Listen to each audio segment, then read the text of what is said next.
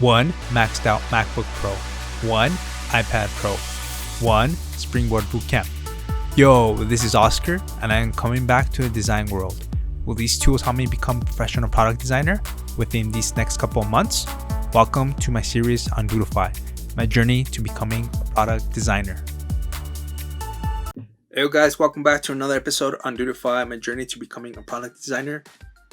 So in this episode, I'll be talking about sitemaps and how important they are.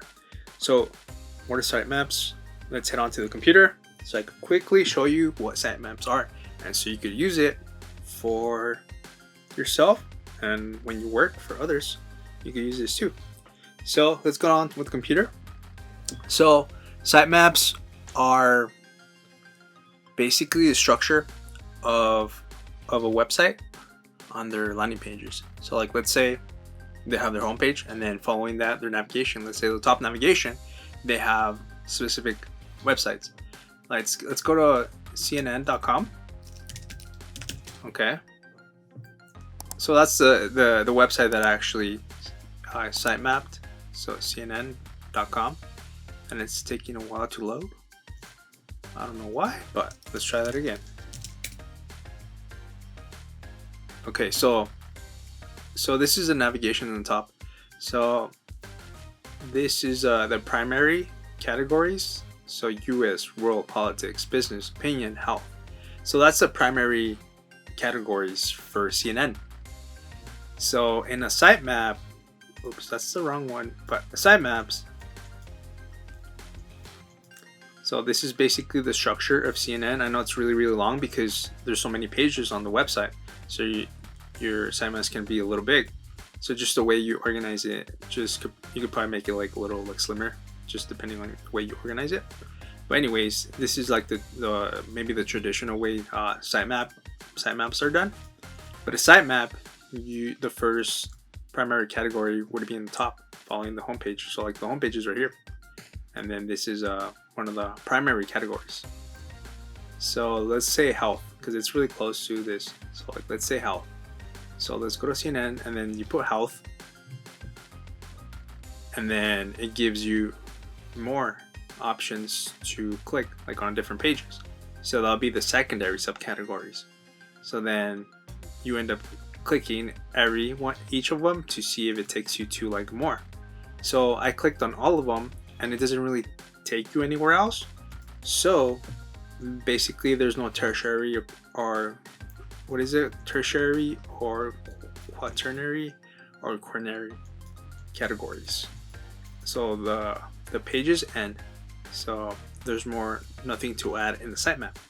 So here on the other hand, it became really big. So like, let's say politics. So let's go back to the CNN homepage, and let's go to politics. So that's the primary, and then you get the secondary here.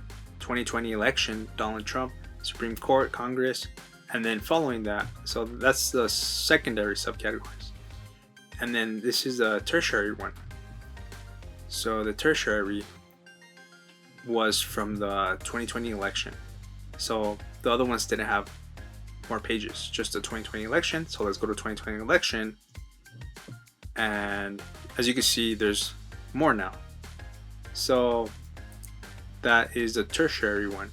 So then you check each page to see if it has more pages.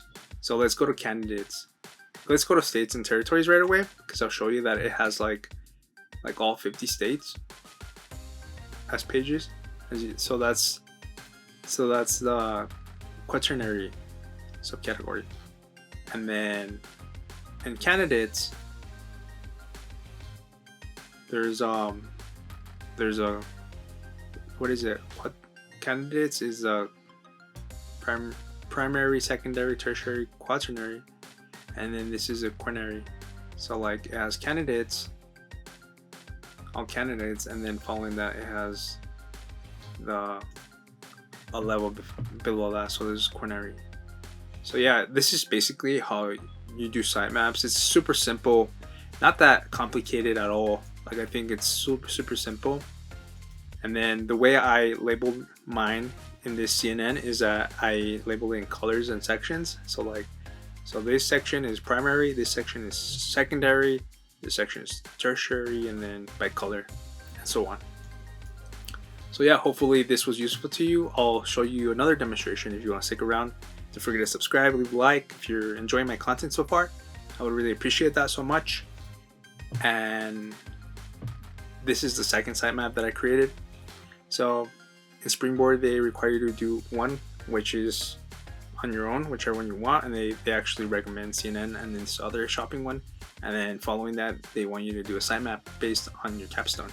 So this is my Capstone project sitemap, and I included a key, and it did it a little different. Instead of like by colors and sections, I actually included a key that included like colors. So like this dark purple one is primary, and then this lighter purple and the secondary, and then this blue is tertiary, and this green is quaternary. So that's how I was able to label it differently, so a person that wouldn't know what this is, they would like immediately look at the key, and then they'll be able to help them actually read the sitemap. So that's important to actually include, especially if you're gonna introduce this to like other people in your team and other maybe perhaps stakeholders. And yeah, but basically the same thing, the same structure, like a little different, because I felt like here, like for example, if I included these like side by side in a row, it would be really cramped up, and then I couldn't really include these all in a row. Like it would be really long if I did. So in order to like make it smaller, I think it's better sometimes as opposed to the CNN one, which was really big, and it's really hard to like actually export that as an image and show that to others, because they have to like zoom in order to actually see the details. So yeah, another thing to consider is that. So yeah, that's basically it. Hopefully you guys could practice. You can practice on any page you guys want, and yeah, following that.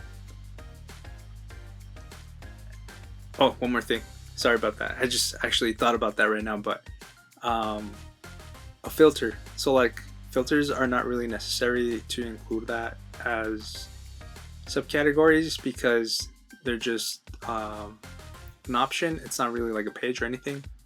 So just keep in mind, it's really up to you if you want to do that. I did it because it actually helps me like remember of what I'm actually going to include in that.